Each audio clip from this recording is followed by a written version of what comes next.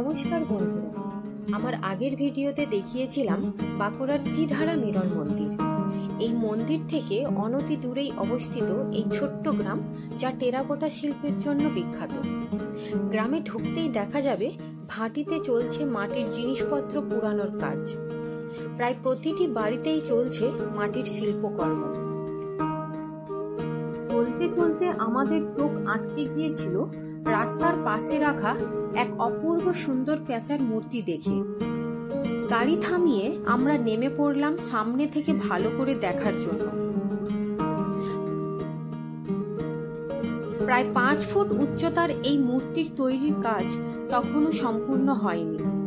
এই মূর্তির পাশাপাশি এখানে সাজানো ছিল আরো অনেক ধরনের মূর্তি, যার মধ্যে হাতি, ঘোড়া এবং পেঁচাই সকলের দৃষ্টি আকর্ষণ করছিল।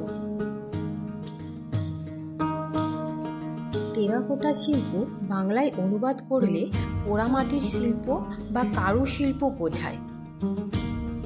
এটি কাদামাটি থেকে সাজসজ্জার জিনিসপত্র এবং স্থাপত্য উৎপাদন সহ বস্তু তৈরির ঐতিহ্যবাহী শিল্পর রূপকে বোঝায়। এটি এক ধরনের পোড়ামাটি যা আয়রন অক্সাইডের কারণে লালচে বাদামি রঙের জন্য পরিচিত।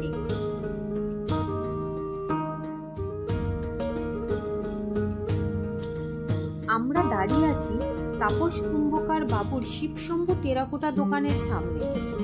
উনি আমাদের ভেতরে নিয়ে গিয়ে দেখালেন তার নিজের হাতের তৈরি অসম্ভব সুন্দর সুন্দর জিনিসপত্র।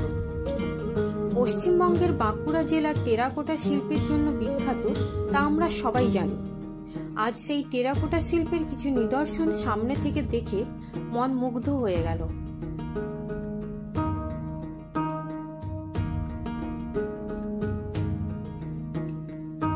রাজ্যটির পোড়ামাটির শিল্পের, বিশেষ করে মন্দির স্থাপত্যের এক সমৃদ্ধ ইতিহাস রয়েছে।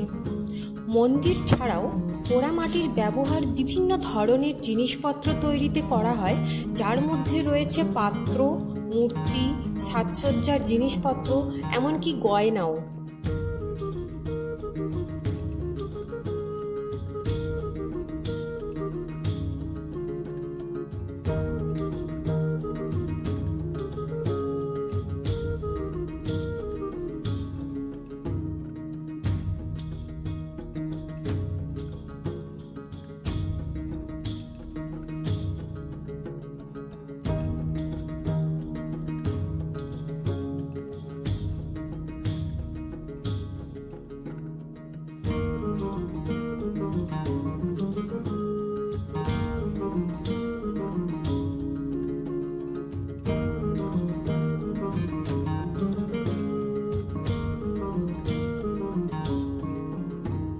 সারি সারি সাজানো রয়েছে বিভিন্ন মূর্তি।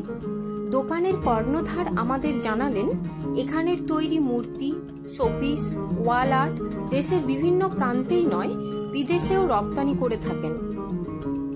কথা বলতে বলতে আমরাও আমাদের কেনাকাটা সেরে ফেললাম।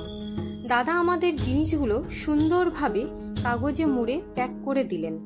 আপনারা যারা বাঁকুড়া ভ্রমণে আসছেন, তারা অবশ্যই বিখ্যাত টেরাকোটা শিল্পের নিদর্শন দেখে যেতে ভুলবেন না।